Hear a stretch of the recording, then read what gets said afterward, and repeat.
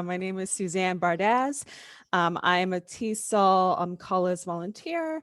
I've been in the TESOL field for many years. I'm actually one of the co-newsletter editors for Collis. So especially those of you who'll be presenting today, you may want to write a newsletter article for us afterwards, and you can get in touch with me and I can give you more details on how to do that. So today's session, so I'm going to share my screen in just a moment, is for the asynchronous sessions that we had on our Flipgrid pages. And so we have several presenters here with us. And so for the next hour or so, it gives us an opportunity for the presenters to talk more about their presentations and for some of you to ask questions. So I think what we're going to do first is the presenters that are here, we're going to have them briefly introduce themselves and then maybe give a very brief or more synopsis of what's going on with their research, or what they presented about in their videos, if you didn't get a chance to see their Flipgrid videos. And then afterwards, we'll just open it up for a Q&A. Maybe we'll give an opportunity for those presenters to maybe share their screen and talk a little bit more in detail based on the questions that we have. So those of you who are joining us, please feel free to type your questions as they introduce themselves, or you can unmute yourselves at some point because we are a small group. And I also have some questions too. So it's just going to be a conversation amongst us for the next hour or so. So maybe let's start with Jeff. Can you briefly introduce yourselves, and I will pin you so everyone looks at you. All right, Jeff, go ahead.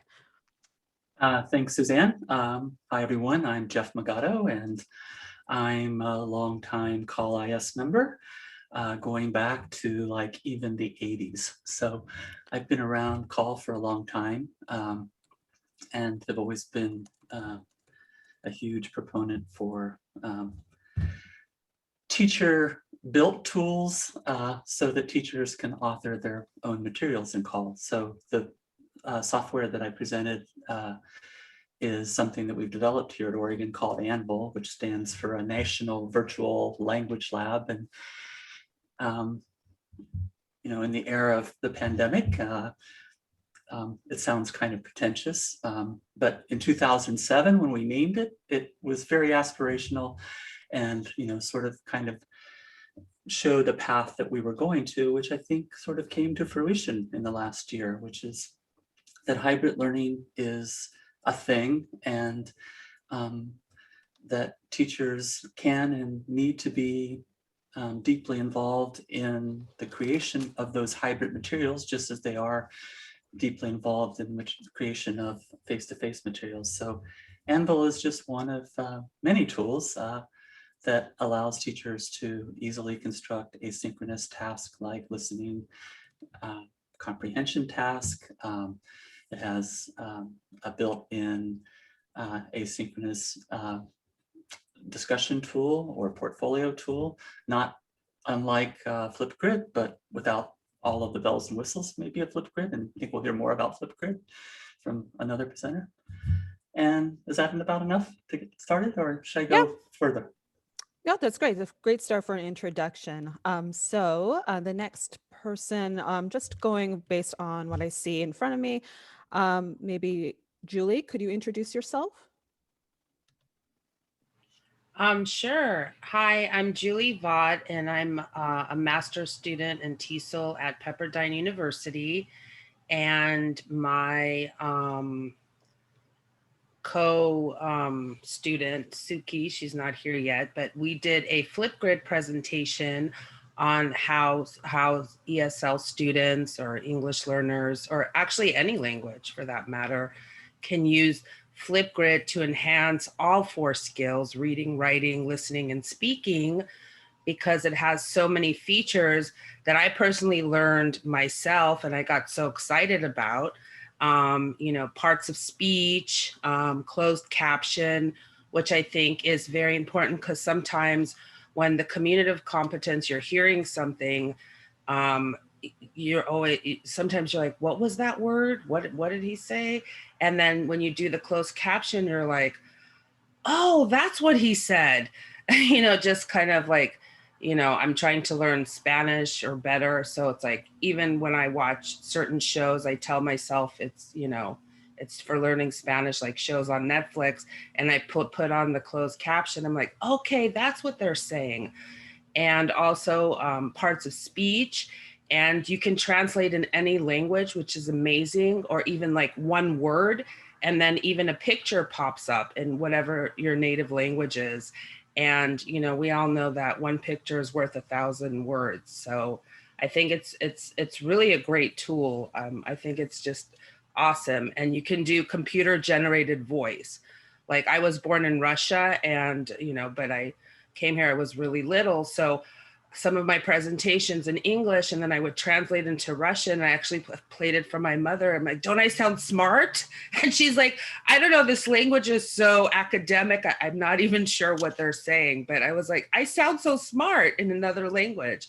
So I absolutely think like this is the best thing. Thank you. Oh, you're welcome. Thank you. And I think we're going to look forward in a few minutes to see more about how you did that, because your video was really great in showing that. So the next person to introduce themselves, let's have Charity. Hello, everybody. I'm Charity Davenport. I'm an instructor at the English Language Institute at the University of Tennessee. I'm also a master's student in instructional technology. So I've always been super interested in like the intersection between language learning and technology. In one of my classes, we had to do a literature review. And because I'm super interested in annotation, like annotation online, I did a lot of research concerning, especially for language learning, what are kind of the benefits of digital social annotation online. And if you're using like discussion boards online, which is kind of like the thing to do in online education for asynchronous stuff. But I feel like when it involves reading,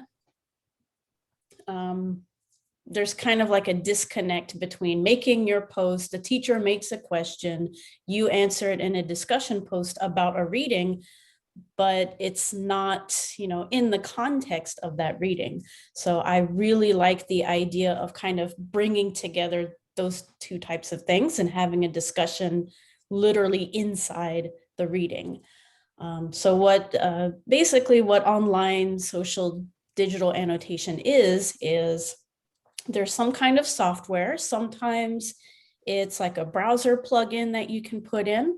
Hypothesis in my presentation is one of those. Or it can just be like a browser-based program where the teacher imports the readings. But basically, all you have to do is you read the article or you read the reading, and then when you go to highlight, just like you would, when you're taking notes, when you're reading, you highlight some text, and then it gives you some options to like make a comment. So then you read something and then you respond to it. And all of your classmates, everyone can see those comments and then also reply to those comments. And it's not just text comments, it can be like adding in picture comments or video or GIFs or emojis. So I feel like it's a really good way to have the conversation together inside a reading, about a reading, and within that context. And yes, in my presentation, there are 3 different tools that I talk about. One is hypothesis, one is perusal, which is right now it's kind of my favorite one. And actively learn is also my favorite one. I like perusal because it's free. I think everyone likes free stuff. And it has some interesting features, but with actively learn, it does cost. But in Actively Learn, they can use a dictionary for the words. They can also use Translate, and it has text to speech so that they can like listen and read at the same time. My students like it and I like it, so I think it's a good tool. Excellent, Charity. Yeah, so that's what I really liked when I was watching your presentation, was seeing how you broke down the 3 different examples. So yes, maybe at some point you can also show us when we share our screens, just show a little bit more about it. So thank you. And so our final presenter here today is Minsoon. So I'm going to put the spotlight on you, and can you introduce yourself, Minsoon? Yeah, hi everybody. My name is Minsat Kim. I work at Purdue University. We have a new program, Purdue Language and Culture Exchange. And then our students, they spread all over the world. Actually, I mean, since the pandemic, because they just can't, they just couldn't come to the U.S. for their studies. So I tried to find some way to connect my students because most of them are just kind of stuck in their own room, and then having no real connection with their peers, things like that. So I use the MS Teams. That's quite a common a platform. I mean, communication hub because everybody, almost of us, kind of MS users. So part of MS 3065. So using MS Teams, I kind of try to make, create and maintain positive peer connections. So one thing about so MS Teams is you can do everything in one place, such as you can chat, and then you can meet, and then you can co-author documents using familiar tools such as MS Word. And then MS Teams is free for most institutions because the students, they already paid, for it, through their tuition, and then free for faculty members, things like that.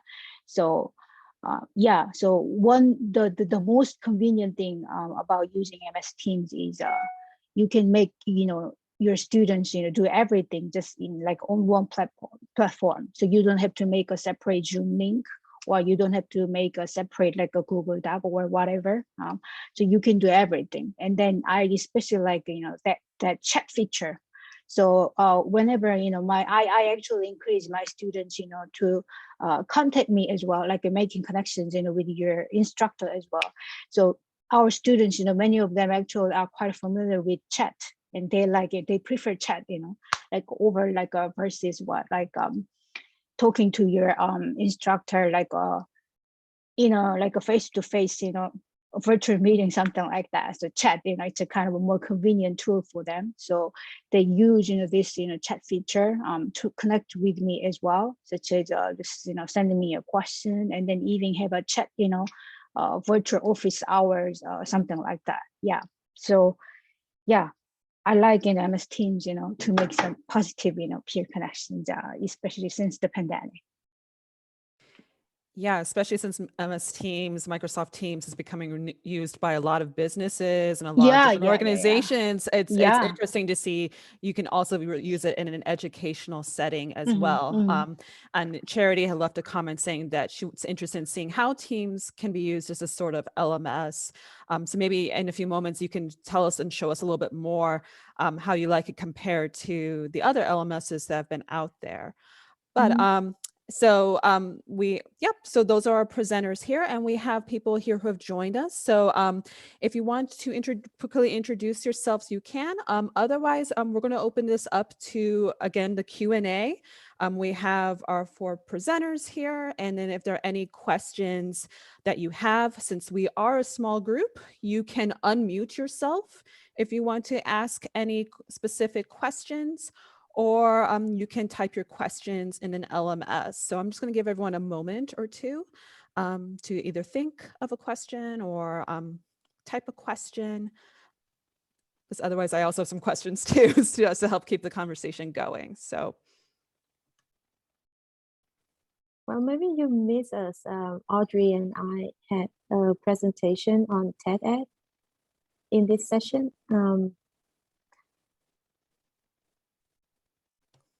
Yeah, okay, so I'm Yeah. sorry. Okay, yeah, please okay, introduce it's okay. yourself. Your name was not, I'm sorry, your name was not on my list, but oh yeah, please go ahead and introduce yourself and tell us about your presentation. Yeah. Okay. So yeah. So I think Audrey registered. Maybe she has some problem with that. She was the co-presenter with me, but she can't be here today. So yeah, I'm a PhD student at Northern Arizona University, and this year we teach Chinese students because of the pandemic. They cannot come to the US, and we were in charge of listening and speaking. But we had a lot of difficulty in because Google doesn't work in China, and then we have a big problem of teaching listening online. So what we did was that even though they have to use VPN to access TED because most of the videos is on YouTube, but in a way it works because they have time to do it asynchronously. So yeah, basically we just want to introduce and share about using TED in listening, teaching listening, because maybe we are familiar with TESOL and having the questions along the video, but maybe TED is not very popular yet, or not very well utilized among the teachers. So we just want to share it because this semester it kind of solves our problem and it works for our students. Thank you. Yeah, thank you, An. Yeah, so I agree with Charity. TED Ed videos are great videos to be used. And what's great from a few years ago, that you can create exercises based on using these TED Ed videos. So I think that's a really great thing that you pointed out about how, especially in the past year or so, when our students transitioned or had to go back to their respective countries, we had to rethink about how what we usually use in the classroom may not work because of VPN issues and other kinds of issues as well. So for Minson, when you had Microsoft Teams, did you feel that your students had more access to it? What did you notice it compared to other LMSs that you've used? At Purdue, we use Brightspace. That's our basic major MS. And then, so currently I'm using MS Teams as a kind of supplementary thing because you can't, push, your grades, from MS Teams, to, the system, something like that. So it's a kind of supplementary thing. But Brightspace, it's a kind of limited about communication between the students. So that's why I adopted MS Teams because you can do everything actually using MS Teams, and then just in one place, like I told you guys before, no separate Zoom link or whatever. You can work on your file, maybe you give a group work worksheet to your students, and then they can share the worksheet there in just one place, and then co-author together there, and then exchange ideas using chat or using a video conferencing or whatever. So yeah, I think it's kind of helps your LMS more in terms of communication. Yeah. And we have a question of, do the students find Microsoft Teams too heavy and slow? Is it good connection abilities?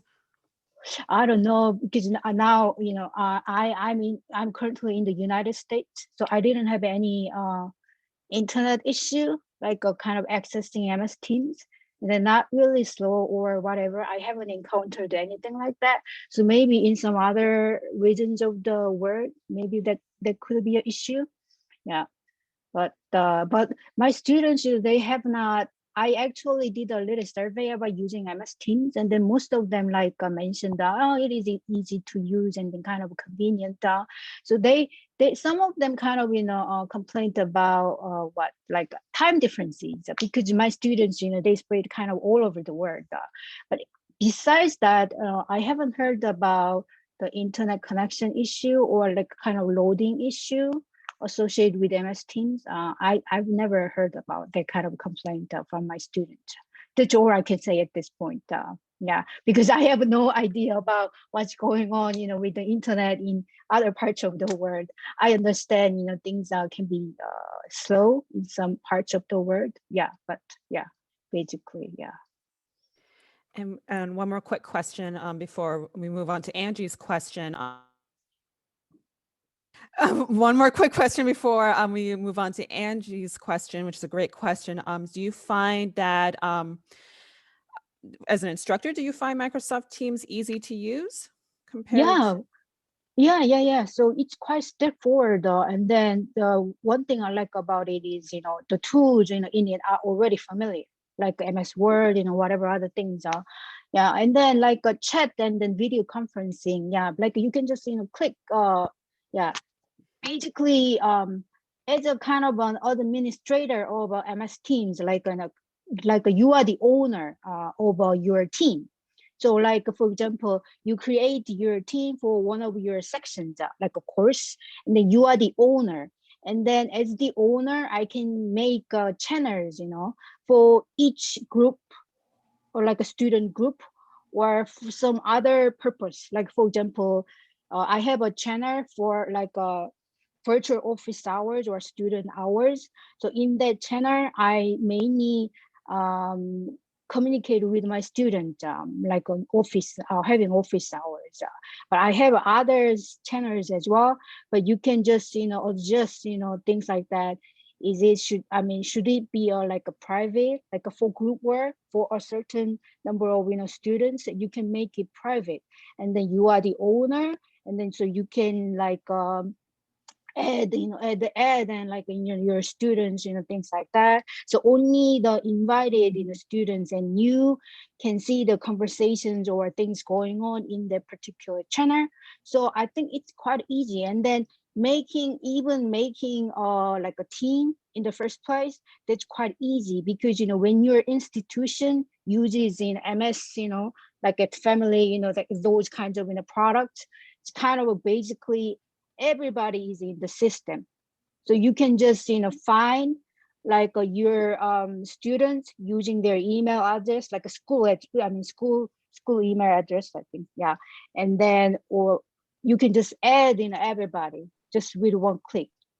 Yeah. So I think it's quite easy for me, like as the owner of the team, yeah, to use MS Teams. Okay, so excellent. Thank you. So let's move on to It's a good segue to Angie's question, and we can open up the question to everyone. So Angie's question is, while it is wonderful to have access to various types of software and digital platforms, what are some best practices that you'd recommend to ensure that we're not overloaded and overwhelmed? That's a really great question. And I think some of you touched a little bit on that in each of your Flipgrid presentations. And we're also joined by Suki. Welcome. So yeah, I'll open it up to everyone. What are your thoughts about that? And that's a really great question, Angie. Can I go ahead? Yeah. Yes, so of I course. actually heard, from my students, like one of my students, she told me that like after the pandemic, like, after everything went online, she like, had to learn how to use like more than 10 different apps, for her online learning. So, huge. I mean, the number like more than 10 just for one semester. Yeah, so it's a kind of, students, can be like easily overwhelmed. That's why I just, decided to go with MS Teams, because in MS, everything is kind of, quite familiar. And then Purdue is a kind of engineering like school. And then those, engineering courses actually use MS Teams, as part of their team project and things like that. So that's why I really try to look for something familiar. Yeah. I think if I can jump in just to complement what Min-Soon said, is that organization or local culture matters a lot. And so, if you're at an engineering school and engineers use MS Teams, that to me is justification enough. I think, one of the encouraging signs is, the maker of a a kind of smaller, less prominent set of tools is to make sure that it runs inside of the university LMS. So for example, what we build, an important question to ask is it LTI compliant or compatible? So the Anvil tool that I shared is, and we have clients or folks using it in, from Moodle to Canvas to Blackboard. I don't think we have anybody using it in D2L, but that sort of takes some of the burden off the students because, the interface is still the LMS that they're familiar with. It's just the task types that they do can be a little richer. And as I think all of us are interested in they can be more multimedia rich, which is one area where LMSs really aren't there yet.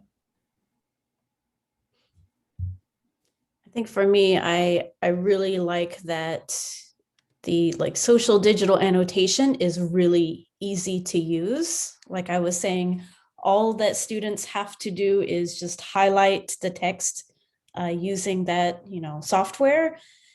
And then it just gives them the choice of, do you want to use a dictionary? Do you want to make a comment? And then just making the comment itself is also pretty similar to another word processing thing. Do they want to make bullets? Do they want to bold? Do they want to change the color? So yeah, it is the thing of making sure that your software choices are user-friendly on the student end, but also, yeah, in the question, it's like that we're not overloaded. So I wonder if it's more about the teachers having to learn all this new software. So it's easy for teachers not only to show their students how it uses, but both Perusal and Actively Learn are built for education. So they have really good student learning analytics. It'll count how many comments have they made, how many times did they use the dictionary. I really like that for Actively Learn. If they use the dictionary, it'll take all that vocabulary and put it together. So you can kind of use that as, okay, here's the vocabulary we're going to study and have a quiz on. So yeah, making sure it's user-friendly for students, but a lot of times that means a lot of preparation on the teacher end. So I'm hopefully trying to find some software that's user-friendly for teachers as well. I think it also depends on the person. I'm an older student and I've learned so much technology this year. I can't even tell you. And I have a teenager, and if it wasn't for her, I don't think I could. The first semester, I was like, please help me. I lost everybody in Zoom and I don't know where this screen is. And she's like, oh, Mom, you really need to take a computer class.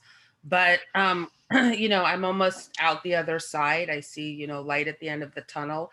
And I have to say that I've learned so much technology, and maybe at first it's a little frustrating, overwhelming, but then it's like, oh my God, it's made my life kind of so much easier.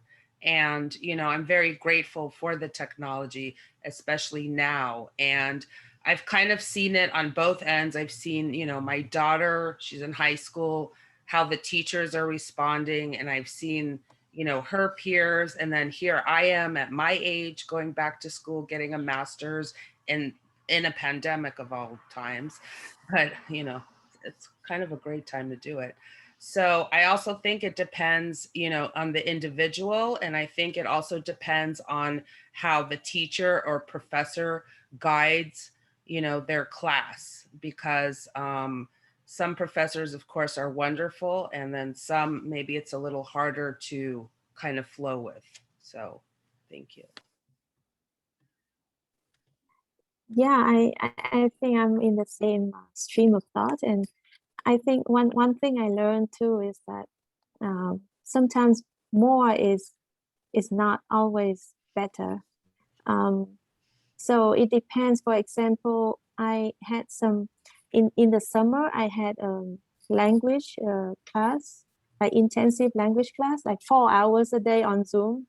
And some teachers, they just use like whiteboard and markers, and it's okay.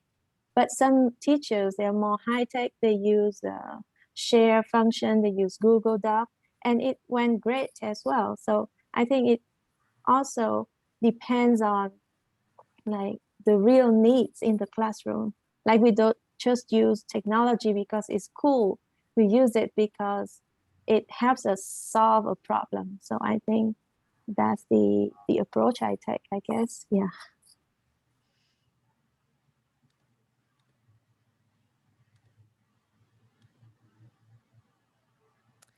Your thoughts. So Charity, you brought up a good point about like trying not to be over, on the one hand, we don't want to overwhelm our students, but we don't want to overwhelm ourselves too when we're trying to learn this new technology. So before we move on to the next question in the chat, maybe to all of you again, how do you not get overwhelmed as a teacher in terms of learning and integrating technology in your classroom environments?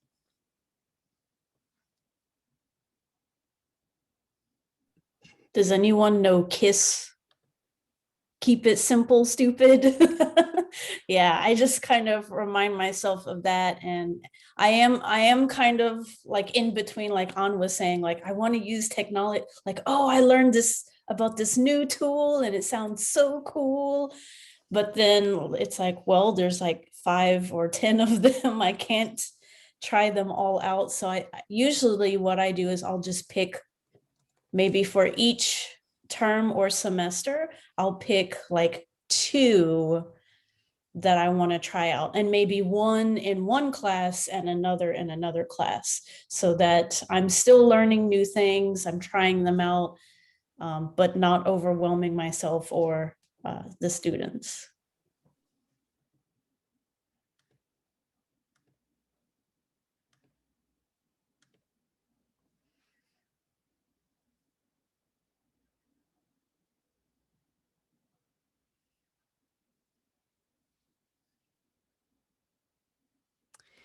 Yeah, I mean, at Charity, I'm kind of like you. Like when I try to use all these technologies, I want to be like, oh yeah, I just want to use all everything. But yeah, I think what you just said is absolutely right.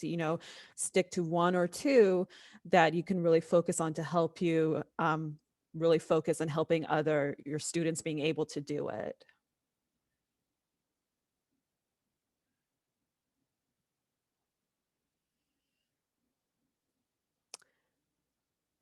Okay. Okay, so we'll move on to another question. There is one question I'm going to briefly skip over. I'm going to come back to it in just a moment. But Heber brought up a follow-up question. What do you do when your students feel overwhelmed by using different tech tools? So some of you talked about your experiences as students trying to use all these tools. What do you do in your classes if your students are getting overwhelmed by using all these different tech tools?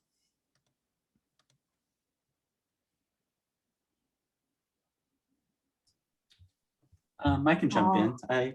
I teach mostly grad students, so they too get overwhelmed, but maybe not to the same degree that newly arrived folks in an IEP would. I think choice is a big one. Typically, they have more knowledge of the range of chat tools than I do, so I don't really care which tool they use to collaborate on. The importance is the collaboration. The importance is, how are they, reflecting on the process of the project. So I think giving them choice about what tool there is, but, it's absolutely essential that they know that, check-ins and milestones and regular reflections are important, and to do that and to get it to me or to share it with their group, or I think they appreciate that, because for some people, they absolutely want to use the LMS, but for others, they're just repulsed by the LMS. So Yes, I totally agree. And thanks, Jeff, for sharing that. And I think one thing with technology too is alternatives. choice and alternative. So for example, students in China, they can collaborate on Google Doc. So we tried Padlet one time. It didn't work very well either. So finally, I found one thing like QQ is like a Chinese version of Google Doc, Chinese Google Doc. So it works perfectly fine. And I think one thing too is we can involve the students in the process of choosing their own tools, not just we make the decision. Yeah. Yeah, I agree. I also, try to get feedback from my students, quite often throughout the semester. Like, for example, early in the semester, I kind of, sent out a little survey asking them what kind of platform you want to use, for our live sessions, things like that. And then they, give me some ideas. So that's why I chose, Zoom, because, that's kind of one of the most familiar tool, for my student. So yeah, so like listening to their opinions, and then having some kind of options out there so that they can make some choice, and then having alternatives as well. Yeah, so we can introduce some tools, but in the end, kind of their choice. And then like Jeff mentioned, just working together with whatever tool they have. Yeah, I think that's really important.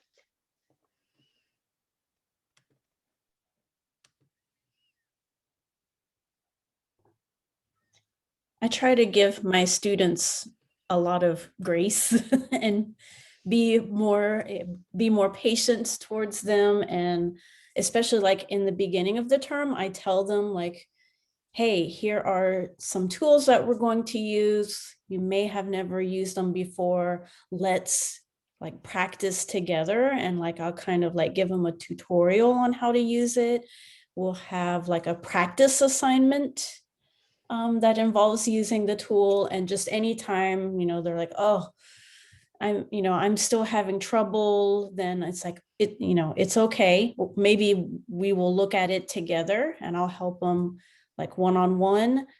But I think that really helps to just tell them, it's okay. It's not going to be a disaster if there are some problems, or if you're having some issues, and if they're having a lot of issues, like, oh, it doesn't work on my computer, or my internet's not fast enough to use this tool or something, then like offering that student an alternative, I think is really helpful.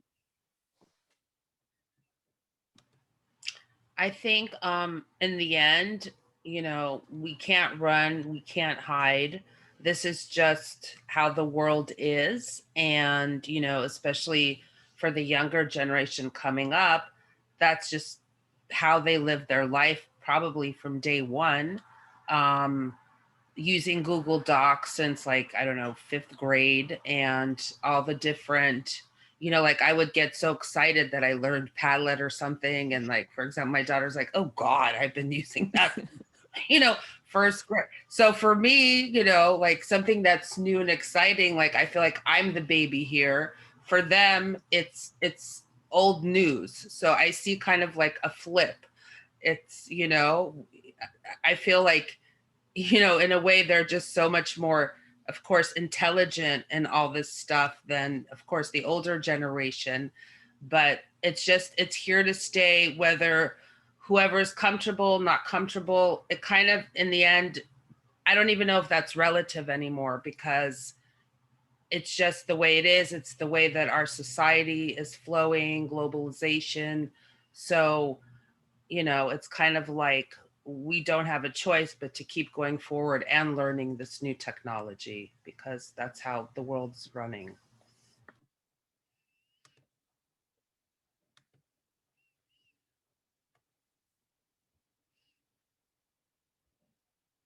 Yeah, so Julie, Jeff put, oh, sorry, go ahead.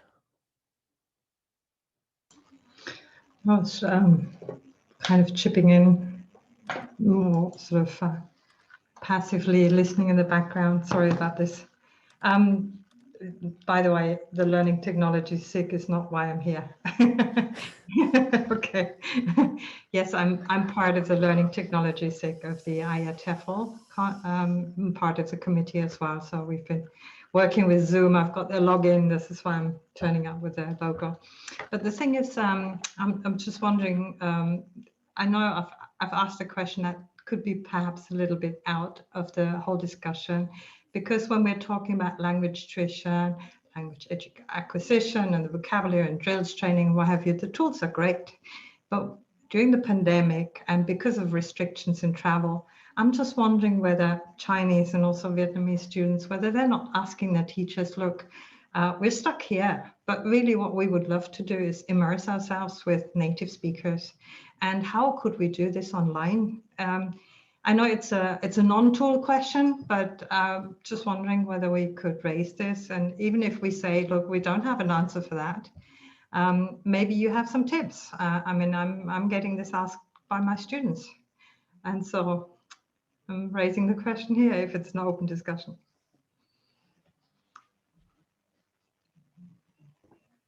Well, I saw your question earlier and it made me think about, I'm also part of our Center for Global Engagements.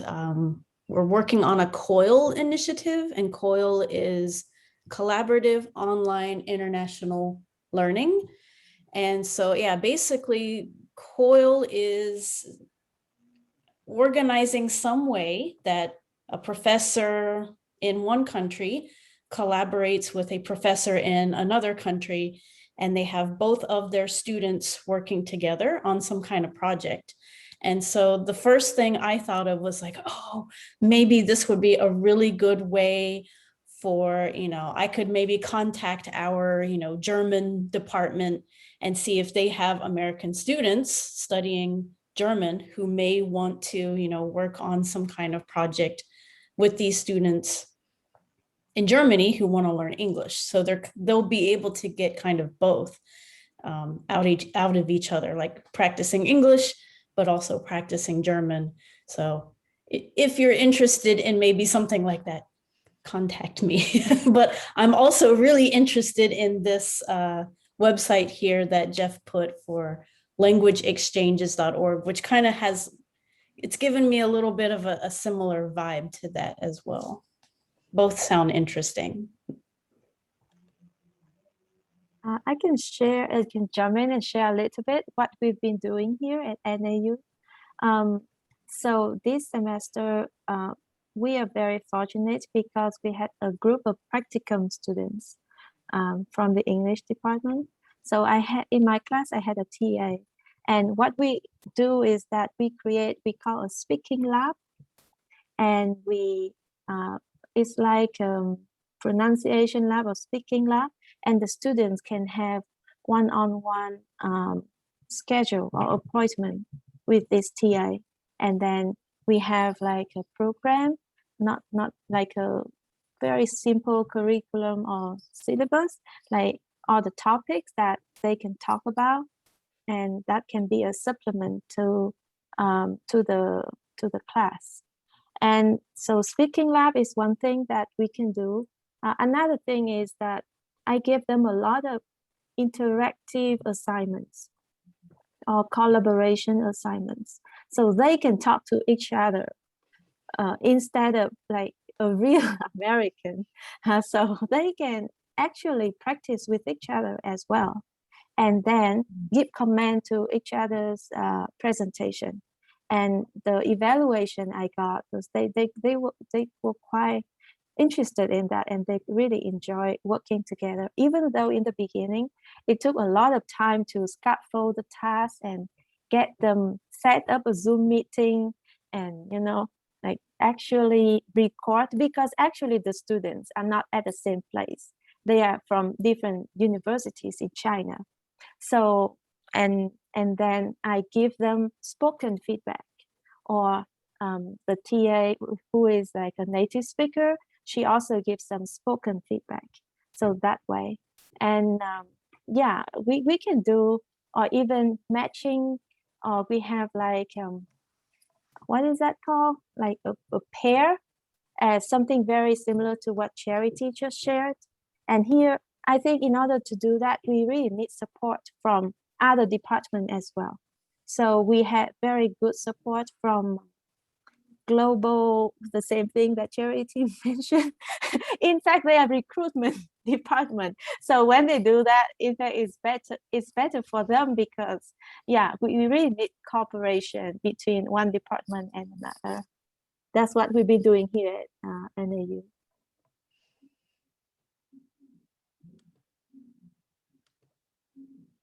One more thing.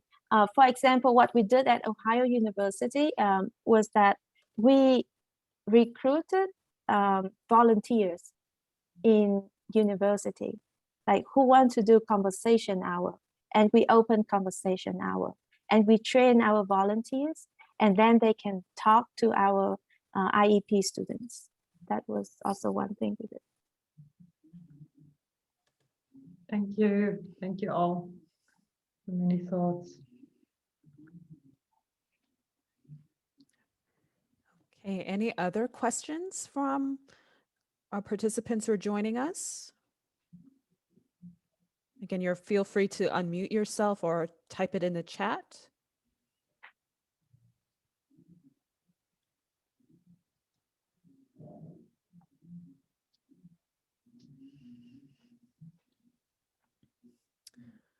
Okay, so while some of you are maybe thinking of some questions, we're very soon going to be wrapping up this session. So maybe we can go back to have each of the participants either share something that they want to say about their tool that they were describing that they didn't get a chance to in the Flipgrid video, or maybe talk about what they learned from integrating this particular tool in their classrooms, or what they think the future would be. So we'll just go around, and if our presenters want to give a final comment or a final something that they want to share. And also those of you who are joining us as participants, if you also want to share a final comment of some kind, we're going to open it up to the floor. So again, maybe one thing you want to share about the tool you didn't get a chance to, or what you learned about integrating these tools, or what you think the future would be. And we will open it up to all the presenters.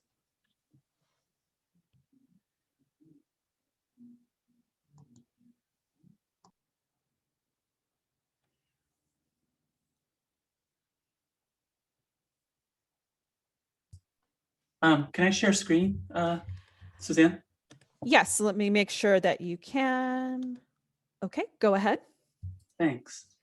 I'll just, to amplify what I said about choice, one of the big decisions we made in building Anvil was to find, partners and collaborators, and of course, open educational resources because, we can't build everything, and there's lots of much smarter people out there than we are. So I think, one of the things I look for in software is how much or how many, opportunities for practice, going from novice to, grad students getting ready to write a dissertation.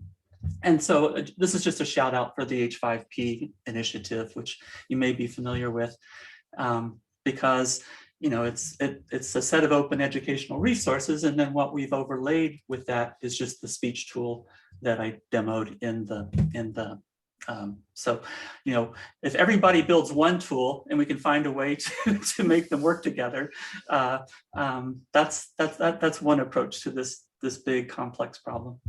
Thanks. Can I have a quick question for Jeff? Yeah, go ahead. I used OBA before, and this Anvil sounds so cool, and so I think OBA is also Oregon's product. It is. I was really impressed with OBA before too. So are they two separate things, or Anvil is the next step of OBA? Unfortunately, or fortunately, they're two separate things. So Anvil's really focused on language education, and OBA is more of a LMS alternative. But we both are big fans of H5P and use it, as do many.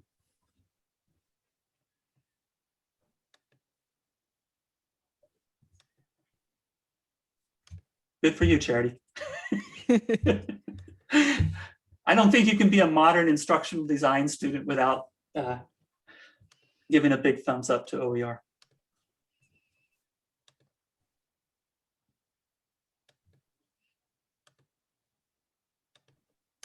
Could you share the link again to Anvil, Jeff, maybe in the chat? Sure.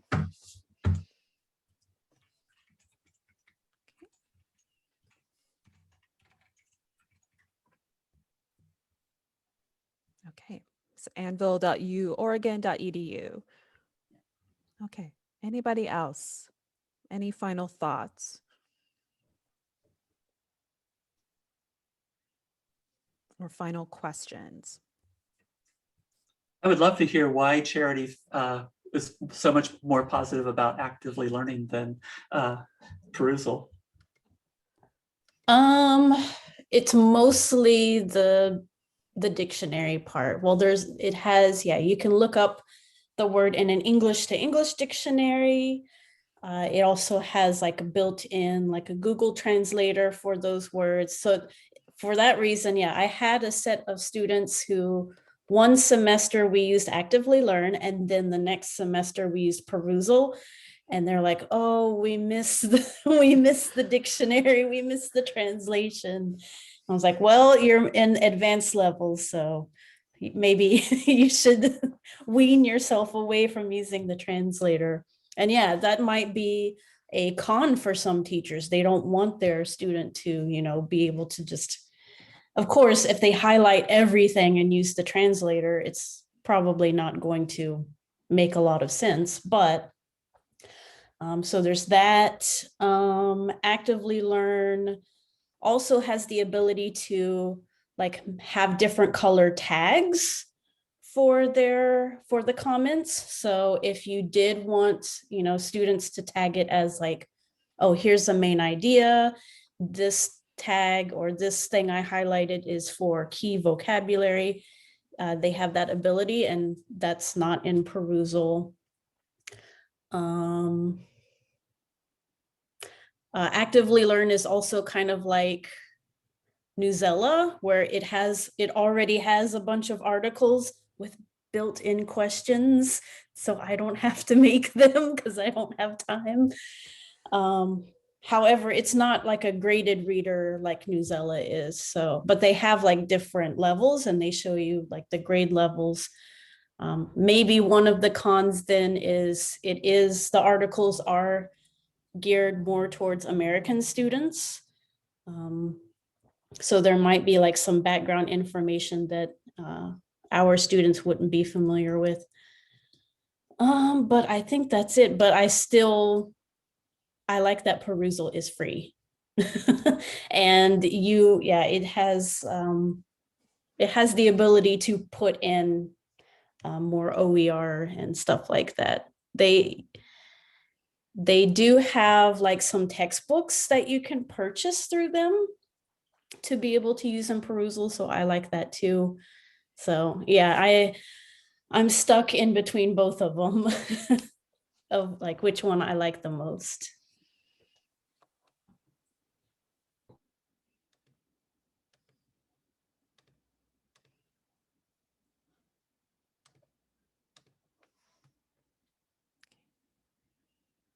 So, yeah, definitely. It's always good to have choices. I definitely agree, Jeff. It's always good to have choices and just know what works and what's out there. I definitely agree. All right. Anybody else? Any final questions or final comments? I just would also like to thank, the other presenters, because I myself learned a lot just from everybody else, because I didn't even know half of this stuff as I'm making notes and Googling what the acronyms are. So thank you. So for me, it was also very educational. So thank you. I'm very grateful.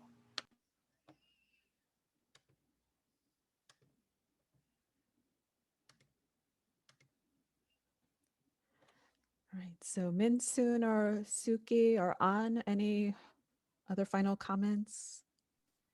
Yeah, I agree. Yeah, I learned a lot. I mean, since the pandemic, yeah, I have tried, different kinds of technological tools, and then try to use them for my teaching, and then yeah, in the process, yeah, I learned a lot. Yeah, so I thank you for that. Yeah, I hate the pandemic, but yeah, I learned a lot. Yeah.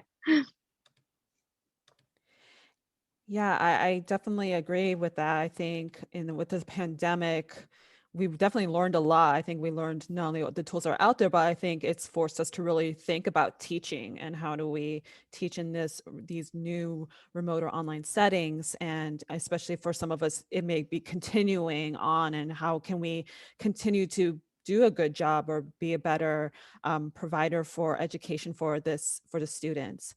And so Nina said, "Oh, it's first time in Electronic Village." Yeah, welcome. Yeah, it's the best part of TESOL, I think, is Electronic Village. And so in previous TESOL conventions, I always hang out there, so I get a chance to learn all the tools. That's really, I learned so much about the tools as an Electronic Village. So welcome, Nino. So we have to start wrapping things up. I want to briefly share some kind of reminders, especially about the Electronic Village, even though it's sort of the last day, but still just to kind of tie things up a little bit. So again, thank you so much for attending this session.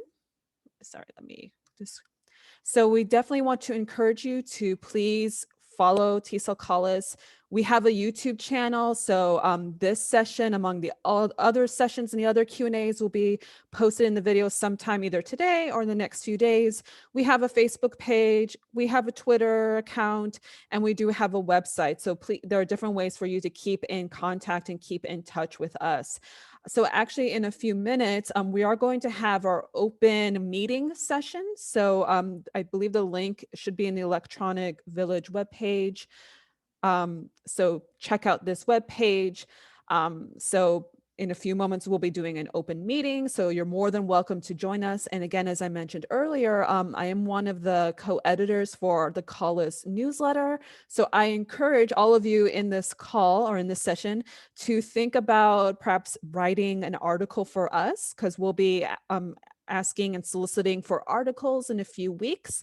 And I definitely encourage, I think each of you, especially as a presenter, or even for those of you who are just attending, really think about submitting something, because I think everyone here has something to contribute to keep the interest going for teaching with technology. So yeah, so that's it for me for today.